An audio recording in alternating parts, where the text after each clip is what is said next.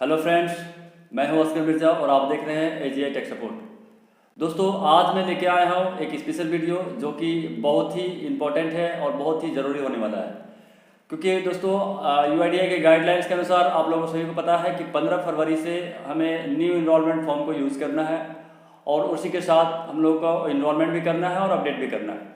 तो दोस्तों, ज़्यादा देरी ना करते हुए मैं आपसे बताना चाहूँगा कि आज के इस वीडियो में दोस्तों मैं आप लोगों को बताऊँगा कि 0 से 5 ईयर्स के लिए बच्चे के लिए कैसे हम लोग फॉर्म को फिलअप करेंगे न्यू इनरोलमेंट के लिए, और 5 साल से लेकर 18 साल तक के बच्चे के लिए कि हम लोग इनरोलमेंट फॉर्म को कैसे फिलअप करेंगे, और 18 साल से ऊपर के लिए हम लोग इनरोलमेंट फॉर्म को कैसे फिलअप करेंगे। तो दोस्तों, मैं आपको लाइव दिखाने वाला हूं और दोस्तों वीडियो को एंड तक देखेंगे, क्योंकि इस वीडियो में मैं आप लोगों को 2 ऐसा स्पेशल चीज़ देने वाला हूं गिफ्ट के तौर पर, जो आपको हमेशा काम आने वाला है, बहुत काम आने वाला है दोस्तों। इसलिए वीडियो को एंड तक देखेंगे और कंटिन्यू देखेंगे, क्योंकि बीच में मैं आपको कुछ ऐसा बताऊंगा या वीडियो के बीच में मैं कुछ ऐसा चीज़ दूंगा जिससे आप लोग बहुत काम आने वाला है, बहुत यूजफुल होने वाला है दोस्तों।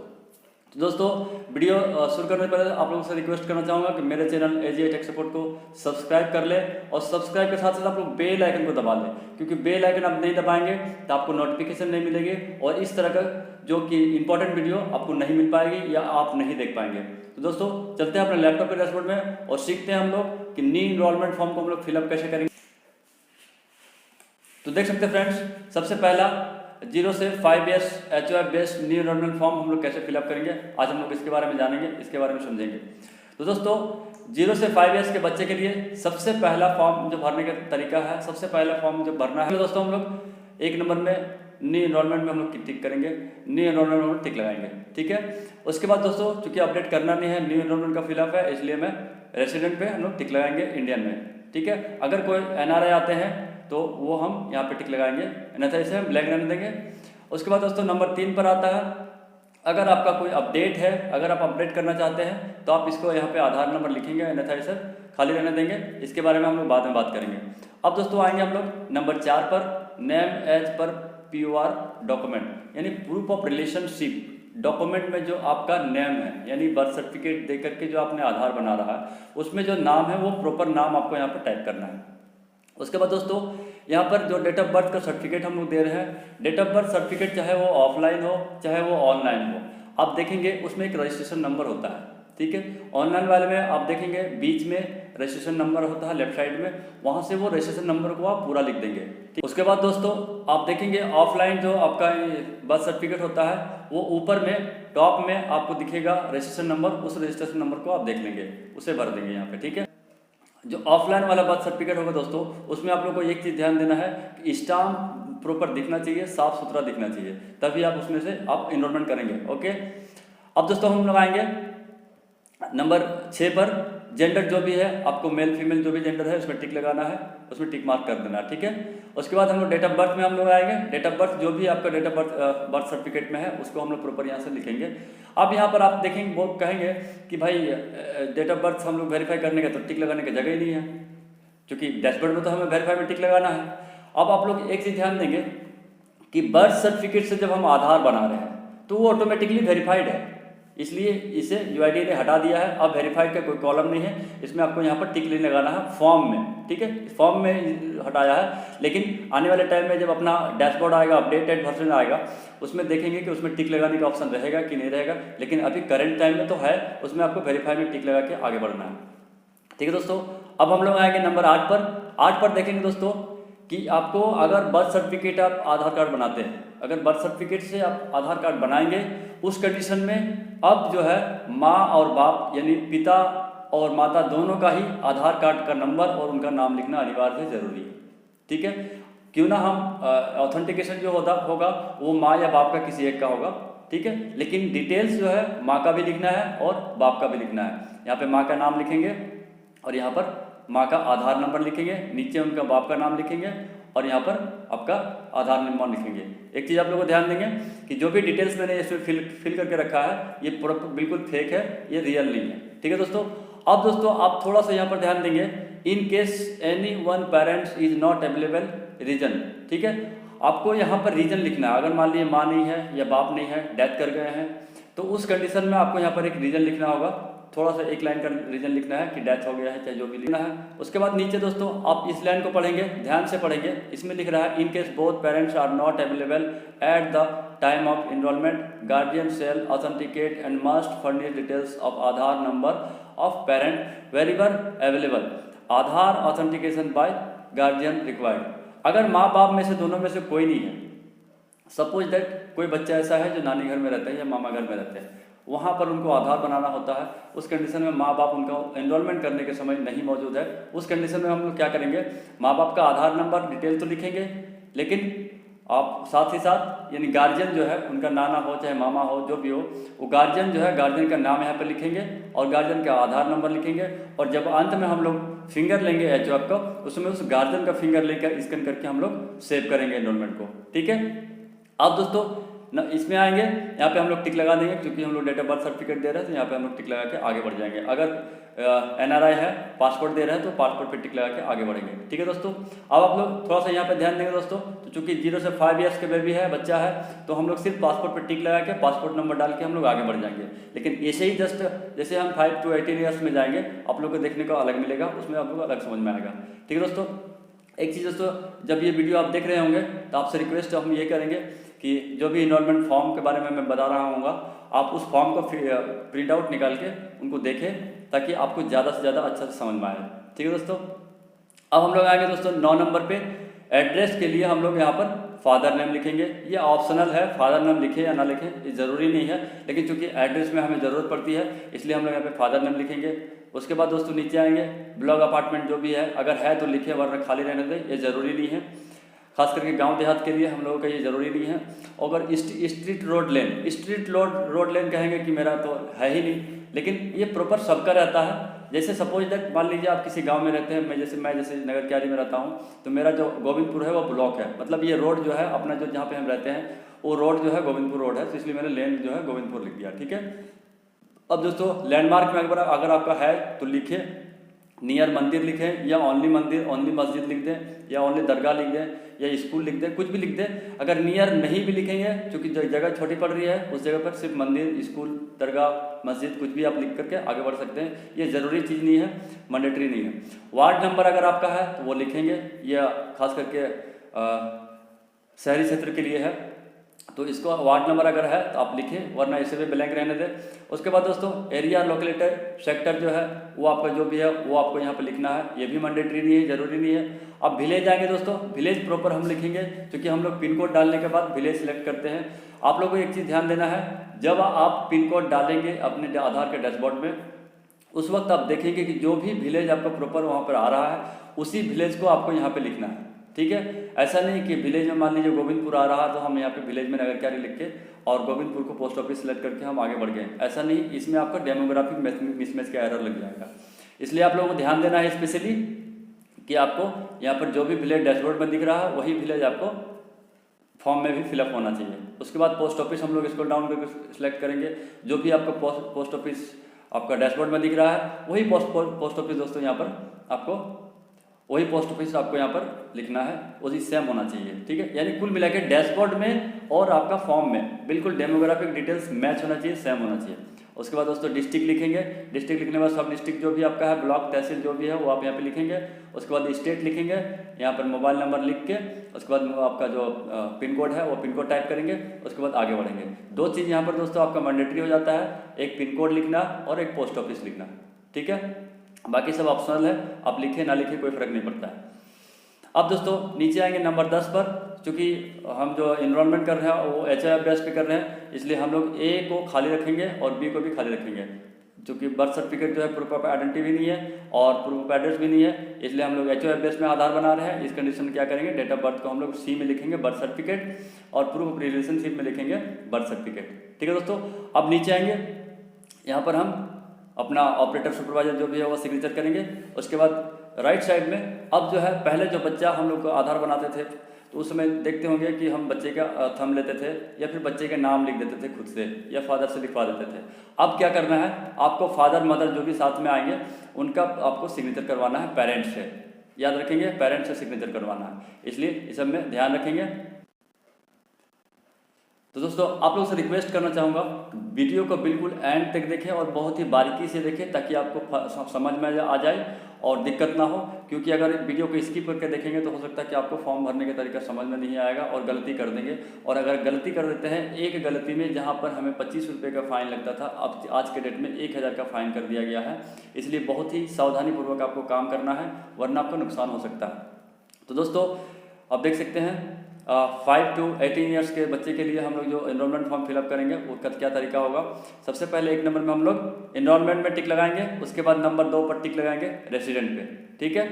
उसके बाद दोस्तों हम लगाएंगे कैंडिडेट का नाम लिखेंगे, मेल फीमेल जो है वो लिखेंगे। उसके बाद दोस्तों यहाँ पर हम डेट ऑफ बर्थ जो है वो लिखेंगे और डेट ऑफ बर्थ हम लोग वेरीफाई में टिक लगाएंगे, क्योंकि वेरीफाई का हम लोग डॉक्यूमेंट दे रहे हैं, इसलिए वेरीफाई में टिक लगाएंगे। दोस्तों कौन सा डॉक्यूमेंट कहाँ पे यूज़ होना है, कौन सा डॉक्यूमेंट वेरीफाइड है, कौन सा अनवेरीफाइड है, किस में डिक्लेयर लिखना है, उसके लिए मैं आगे वीडियो में बताऊँगा। आप वीडियो में बने रहें, देखते रहें। तो हम लोग वेरीफाई में टिक लगाएंगे। उसके बाद दोस्तों हम लोग आएंगे नंबर 9 पर। क्योंकि हम लोग HOF बेस पे नहीं बना रहे हैं, ये डॉक्यूमेंट बेस पे आधार बना रहे हैं, इसलिए 8 नंबर को पूरी तरह आपको ब्लैंक रख देना है, खाली रख देना है, इसमें कुछ भी लिखने की ज़रूरत नहीं है। अब हम लोग डायरेक्ट आएंगे 9 नंबर पर। 9 नंबर पे दोस्तों डॉक्यूमेंट बेस्ड एनरोलमेंट हम लोग कर रहे हैं, इसलिए प्रूफ ऑफ आइडेंटिटी में हम लोग लिखेंगे मार्कशीट, ठीक है दोस्तों। मार्कशीट हमारा जो है प्रूफ ऑफ आइडेंटिटी में भी है, प्रूफ ऑफ रिलेशनशिप में भी है और proof of date of birth में भी है, इसलिए हम लोग मार्कशीट हम लोग प्रूफ ऑफ आइडेंटिटी में मार्कशीट लिखेंगे। प्रूफ ऑफ एड्रेस में हम लोग मुखिया लिखेंगे। आप लोग देखिए, आप लोग को समझ में आता होगा शायद कि हमारे पास डॉक्यूमेंट नहीं है आधार बनाने के लिए, तो इसके लिए निश्चित रहे, बहुत सारा डॉक्यूमेंट है, बहुत सारा डॉक्यूमेंट पड़ा हुआ है, उसे आप यूज़ कर सकते हैं, कोई प्रॉब्लम नहीं है। तो आप लोग को ध्यान देना है कि मार्कशीट को हम लोग प्रूफ ऑफ आइडेंटिटी में यूज़ करेंगे और मुखिया को हम लोग प्रूफ ऑफ एड्रेस में यूज़ करेंगे, ठीक है। डेट ऑफ बर्थ में भी हम लोग मार्कशीट को यूज़ करेंगे ताकि हम लोगों का बर्थ जो है वो वेरीफाइड हो जाए, ताकि जो आधार बन के आए उसमें प्रिंट किया हुआ आए डेट ऑफ बर्थ पूरा, ठीक है। आप लोग को थोड़ा सा मैं यहाँ पे समझाना चाहूँगा कि अगर आप कोई वेरीफाइड डॉक्यूमेंट नहीं देते हैं, उस कंडीशन में अब जो आधार बन के आएगा उसमें पूरा डेट ऑफ बर्थ लिखा हुआ नहीं आएगा, अब सिर्फ और सिर्फ डेट ऑफ ईयर ही लिखा हुआ आएगा, अगर आप वेरीफाइड डॉक्यूमेंट नहीं देते हैं डेट ऑफ बर्थ का। तो अब दोस्तों हम लोग यहाँ पे डॉक्यूमेंट लिख दिया, उसके बाद हम लोग एड्रेस में आएंगे, फिर से उसी तरह फादर नेम लिख के सारा फिलअप करेंगे, विलेज लिखेंगे, पोस्ट लिखेंगे, गोविंदपुर जो भी है आपका एड्रेस जो है वो लिखेंगे। उसके बाद नीचे आएंगे, नीचे आने के बाद चूँकि 10 नंबर जो है वो डेमोग्राफिक अपडेट के लिए है, इसलिए इस कॉलम को भी हम लोग ब्लैंक रखेंगे, खाली रखेंगे। उसके बाद नीचे आएंगे, नीचे आने के बाद दोस्तों हम लोग ऑपरेटर और सुपरवाइजर जो भी है वो सिग्नेचर करेंगे। उसके बाद नीचे यहाँ पर एप्लीकेंट सिग्नेचर करेंगे।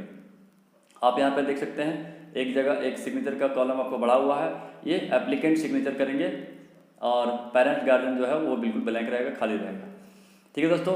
यहाँ पर आप 5 to 18 ईयर्स का भी आप देख सकते हैं फॉर्म फिलअप का काम खत्म होता है। तो आप देख सकते हैं फ्रेंड्स, 5 साल से लेके 18 साल के बच्चों का HOF बेस पे हम लोग एनरोलमेंट कर रहे हैं, कैसे करेंगे, कैसे फिलअप करेंगे, उसके बारे में हम लोग जानेंगे। तो जस्ट दोस्तों उसी तरह न्यू एनरोलमेंट में हम लोग टिक लगाएंगे, फिर रेसिडेंट टिक लगाएंगे। उसके बाद ऊपर में कहीं टिक लगाने की ज़रूरत नहीं है, क्योंकि अपडेट नहीं कर रहे हैं, इसलिए हम लोग डायरेक्ट कस्टमर का कैंडिडेट का नाम लिखेंगे। उसके बाद चूँकि हम लोग बर्थ सर्टिफिकेट से आधार बना रहे हैं, तो बर्थ सर्टिफिकेट का जो भी रजिस्ट्रेशन नंबर है वो नंबर हम लोग यहाँ पे फिलअप करेंगे। उसके बाद नंबर 6 पर मेल फीमेल जो भी है वो टिक लगाएंगे।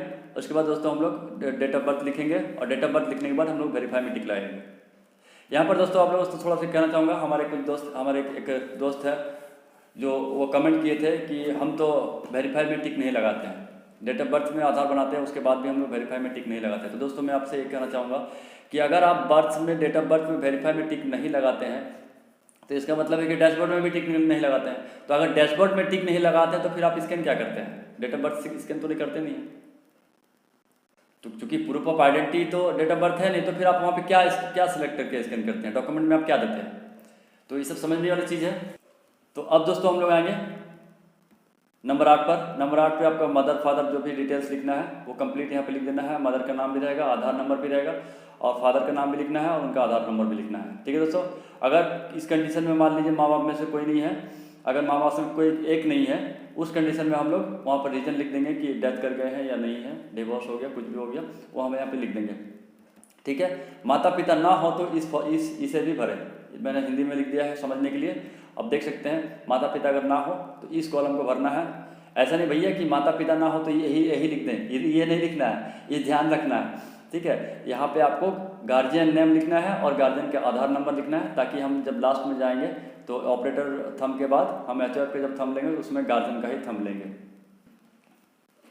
अब दोस्तों हम लोग आएंगे नंबर 9 पर। नंबर 9 पर आप देखेंगे ऊपर proof of identity, proof of address, date of birth proof, ये तीनों को ब्लैंक रहने देंगे, क्योंकि हम लोग डॉक्यूमेंट बेस पे आधार नहीं बना रहे हैं, HOF बेस पे आधार बना रहे हैं। इसलिए डायरेक्ट यहाँ पर हम कैंडिडेट का फादर नेम लिखेंगे, पूरा एड्रेस फिलअप करेंगे। उसी तरह फिर से पिन कोड डाल के नीचे आएंगे। नीचे आने के बाद 10 नंबर कॉलम को भी हम लोग खाली रखेंगे, क्योंकि ये अपडेट के लिए है, डेमोग्राफिक अपडेट के लिए है। उसके बाद नीचे आएंगे दोस्तों हम लोग ऑपरेटर यहाँ पे सिग्नेचर करेंगे, कैंडिडेट यहाँ पे सिग्नेचर करेंगे, यानी एप्लीकेंट यहाँ पे सिग्नेचर करेंगे, और यहाँ पे फादर और मदर में से जो भी है वो यहाँ पे सिग्नेचर करेंगे, या फिर गार्जियन जो भी है वो सिग्नेचर करेंगे। ठीक है दोस्तों, तो आप देख सकते हैं ये फॉर्म फिलअप भी आपका खत्म हो गया। अब हम लोग आते हैं नेक्स्ट फॉर्म फिलअप में। अब दोस्तों आप यहाँ देख सकते हैं 18 साल से यानी 18 year above document based new enrolment form fill up कैसे करेंगे। ठीक है, यानी 18 साल से ऊपर के बच्चों के लिए हम लोग एनरोलमेंट फॉर्म को कैसे फिलअप करेंगे डॉक्यूमेंट बेस्ड में, वो आज हम बताएंगे आपको। तो सबसे पहले दोस्तों 1 नंबर पे हम लोग न्यू एनरोलमेंट में टिक लगाएंगे, फिर से हम रेसिडेंट इंडियन जो है वो हम टिक लगाएंगे। उसके बाद दोस्तों अपडेट वाला कॉलम को हम लोग खाली रखेंगे। 4 नंबर पे आएंगे, कैंडिडेट का नाम जो है वो नाम लिखेंगे, मेल फीमेल जो भी आपका जेंडर है वो सिलेक्ट करेंगे। उसके बाद दोस्तों हम लोग डेट ऑफ बर्थ लिखेंगे। ठीक है, अब दोस्तों डेट ऑफ बर्थ लिखने के बाद हम लोग यहाँ पे डिक्लेयर में टिक लगाएंगे, क्योंकि जो डॉक्यूमेंट कैंडिडेट दे रहे हैं वो वेरीफाइड डेट ऑफ बर्थ का डॉक्यूमेंट नहीं है, इसके कारण हम लोग डिक्लेयर में टिक लगाएंगे। अब दोस्तों हम लोग आएंगे एड्रेस पे फादर नेम लिखेंगे। फादर लिखने के बाद फादर नेम को लिखने के बाद दोस्तों हम लोग यहाँ पे पूरा डिटेल्स फिलअप करेंगे, जो भी एड्रेस उनका पिन कोड के साथ हम लोग लिखेंगे। उसके बाद नीचे आएंगे दोस्तों फॉर डॉक्यूमेंट बेस्ड इनरोलमेंट के लिए हम लोग प्रूफ ऑफ आइडेंटिटी में वोटर कार्ड दे रहे हैं और प्रूफ ऑफ एड्रेस में भी वोटर कार्ड दे रहे हैं, तो ये दोनों लिख करके हम लोग नीचे आएंगे। 9 नंबर कॉलम को भी HOF बेस्ड इनरोलमेंट है, तो इसे भी हम लोग ब्लैंक रहने देंगे, और 10 नंबर को भी हम लोग ब्लैंक रहने देंगे, क्योंकि ये अपडेट का है। अब डायरेक्ट हम लोग नीचे आएंगे। नीचे आने के बाद दोस्तों हम लोग ऑपरेटर सिग्नेचर करेंगे और एप्लीकेंट यहाँ साइन करेंगे। साइन करने के बाद इसको भी स्कैन करके हम लोग अपलोड कर देंगे। अब दोस्तों आप लोगों को मैं एक स्पेशल चीज़ देने वाला हूँ, थोड़ा सा इसको आप अपने अंडर रखेंगे। अभी ये करना नहीं है, इसको दोस्तों हम बस ऐसे ही बता दे रहे हैं आपको, इसे अभी काम करना नहीं है। जब सॉफ्टवेयर अपना अपडेट हो जाएगा तो उसमें हम देखेंगे कि बहुत सारे बदलाव होने वाला है, बहुत सारी चेंजिंग होने वाली है। अब सॉफ्टवेयर हमें क्या क्या इजाज़त देती है काम करने का, वो तो आने वाले समय में बताएंगे। तो दोस्तों यहाँ पे मैं आपको बताने वाला हूँ कि 18 साल से ऊपर के लोगों को भी हम लोग HOF बेस में आधार बना सकते हैं। तो दोस्तों उसी तरह हम लोग 1 नंबर में हम लोग टिक लगाएंगे न्यू एनरोलमेंट में, उसके बाद रेसिडेंट में टिक लगाएंगे। 3 नंबर को ब्लैंक रहने देंगे, अपडेट का कॉलम है ये। 4 नंबर में आएंगे दोस्तों हम लोग नेम लिखेंगे कैंडिडेट का, मेल फीमेल जो भी है वो हम लिखेंगे। उसके बाद दोस्तों नंबर 6 पे आएंगे। नंबर 6 पे आने के बाद दोस्तों हम लोग डेट ऑफ बर्थ लिखेंगे। डेट ऑफ बर्थ लिखने के बाद दोस्तों यहाँ पर वेरीफाई में टिक लगाना है, क्योंकि HOF बेस्ड हम लोग आधार बना रहे हैं, इसका मतलब प्रूफ ऑफ रिलेशन में कुछ दे रहे हैं तभी बना रहे हैं, तो हम लोग यहाँ पर वेरीफाई में टिक लगाएंगे। डिक्लेयर में लगा दिए गलती से, इसे आप लोग इग्नोर करेंगे।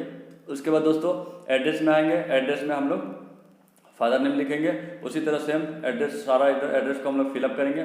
फिलअप करने के बाद दोस्तों हम लोग नीचे आएंगे 8 नंबर में, बिल्कुल 8 नंबर को ब्लैंक रहने देंगे, क्योंकि ये 8 नंबर कॉलम जो है वो डॉक्यूमेंट बेस्ड का कॉलम है, उसको खाली नहीं रहने देंगे। अब दोस्तों आप लोगों को मैं बताना चाहूँगा कि हम लोग 18 साल से ऊपर के लोगों को क्यों नहीं बना सकते हैं, न्यू एनरोलमेंट क्यों नहीं कर सकते हैं, उसका मैं आपको प्रूफ दे रहा हूँ। क्यों नहीं कर सकते हैं या फिर क्यों कर सकते हैं उसके बारे में आपको बता रहा हूँ। आप देख सकते हैं 9 नंबर में साफ लिखा हुआ फिर फॉर HOF बेस्ड इनरोलमेंट, ठीक है, अपडेट नहीं लिखा है, HOF बेस्ड अपडेट नहीं लिखा है। ऐसा नहीं कि सेल्फ डिक्लेरेशन फॉर्म भर के हम किसी का एड्रेस करेक्शन कर सकते हैं, या किसी लेडीज़ का या किसी बच्चे का फादर के जरिए या किसी तरह हम लोग एड्रेस करेक्शन कर सकते हैं, ऐसा नहीं है। इसमें साफ तौर पर लिख रहा है for HOF based enrolment. Details में फादर को टिक लगाएंगे। फादर का टिक लगाने के बाद फादर का नेम लिखेंगे। फादर का नेम लिखने के बाद फादर का हम लोग आधार नंबर लिखेंगे। आधार नंबर लिखने के बाद हम लोग डॉक्यूमेंट यहाँ पे प्रूफ ऑफ आइडेंटिटी में, चूँकि मार्कशीट अलाउड है प्रूफ ऑफ आइडेंटिटी में, तो हम लोग यहाँ पे मार्कशीट लिखेंगे। और उसके बाद प्रूफ ऑफ रिलेशनशिप में भी मार्कशीट है, तो हम लोग प्रूफ ऑफ रिलेशनशिप में भी मार्कशीट को ही लिखेंगे। डेट ऑफ बर्थ में भी मार्कशीट है, वेरीफाइड है, तो हम लोग डेट ऑफ बर्थ में भी मार्कशीट को ही लिखेंगे। उसके बाद नीचे यहाँ पे बच्चे का नाम लिखना है, ठीक है, मैंने मिस्टेक किया है, यहाँ पे लिखा नहीं है, बच्चे का नाम लिखना है। यहाँ पे नीचे कैंडिडेट का फादर्स का या गार्जियंस का नाम लिखना है। उसके बाद यहाँ HOF से साइन करवाना है। साइन करवाना है दोस्तों 10 नंबर कॉलम को बिल्कुल ब्लैंक रहने देना है। उसके बाद नीचे आना है, ऑपरेटर सिग्नेचर करेंगे और एप्लीकेंट सिग्नेचर करेंगे और इसको फिलअप अपलोड करेंगे। ठीक है। अब दोस्तों इस खास करके इस फॉर्म को आपको अभी अपने अंडर ही रखना है, इससे काम नहीं करना है। मैं आपको बता दिया कि इसमें एक सिस्टम है, रूल्स है। अब दोस्तों मैं आपको बताना चाहूँगा कि हम लोग HOA बेस में 18 साल से ऊपर के लोगों को क्यों नहीं कर सकते। जब हमारा फॉर्म अलाउ कर रहा है, जब हमारा एनरोलमेंट फॉर्म अलाउ कर रहा है, हमारे पास डॉक्यूमेंट है, तो हम क्यों नहीं करेंगे, कर सकते हैं। थोड़ा सा मेरा इंग्लिश वीक है, थोड़ा सा आप लोग इग्नोर करेंगे कि आप देख सकते हैं select only one of the above select head of family only if you do not process any documentary proof of address. अगर आपके पास डॉक्यूमेंट एड्रेस प्रूफ डॉक्यूमेंट नहीं है, उस कंडीशन में head of family details are not required in case of document based verification. ठीक है। अगर आपके पास एड्रेस प्रूफ का कोई भी डॉक्यूमेंट नहीं है, रिलेशनशिप का प्रूफ का डॉक्यूमेंट है, उस कंडीशन में हम यहाँ पर HOF का डिटेल्स सिर्फ डालेंगे और वो सिर्फ उनका डॉक्यूमेंट वेरीफाई करेंगे। अब ये आने वाले समय बताएंगे कि हमें वो डॉक्यूमेंट वेरीफाई करने का ऑप्शन दे रहा है कि नहीं दे रहा है सॉफ्टवेयर। जब अपना डैशबोर्ड का अपडेट हो जाएगा उसमें बहुत कुछ चेंजिंग मिलेंगे, बहुत ऑप्शन मिलेगा। ठीक है दोस्तों, तो आप देख सकते हैं ये भी आपका एनरोलमेंट फॉर्म फिलअप करने का काम खत्म हो जाता है। तो अब दोस्तों मैं आप लोगों को बताना चाहूँगा कि मैंने ये जो भी आपका 5 तरह का एनरोलमेंट फॉर्म भरने का तरीका बताया, न्यू एनरोलमेंट फॉर्म भरने का जो तरीका बताया, इसका PDF मैं आपको अपने डिस्क्रिप्शन बॉक्स में दे दूँगा। आप वहाँ से लिंक में क्लिक करेंगे, लिंक में क्लिक करने के बाद दोस्तों आपको सीधे साइट पे ले जाएंगे, वेबसाइट पे ले जाएंगे। वहाँ से मेरा ये PDF फाइल को आप डाउनलोड कर सकते हैं और डाउनलोड करने के सब बाद आप अपने टेबल में रख सकते हैं ताकि आपको फ्यूचर में हेल्प हो। ठीक है दोस्तों, तो यहाँ तक आने के लिए शुक्रिया, धन्यवाद। अगर आप यहाँ तक पहुँच चुके हैं तो मेरे इस वीडियो को लाइक ज़रूर कर दें और अगर कोई नए हैं तो इस वीडियो को लाइक के साथ साथ सब्सक्राइब भी कर दें और सब्सक्राइब के साथ साथ बेल आइकन को दबा लें ताकि इस तरह का जो भी नया वीडियो आए आपको तुरंत मिले और तुरंत मिलने के साथ साथ आपको जानकारी हासिल हो। और तब तक के लिए दोस्तों इस वीडियो को मैं यहीं पे समाप्त करता हूँ। जय हिंद, वंदे मातरम, take care and bye bye.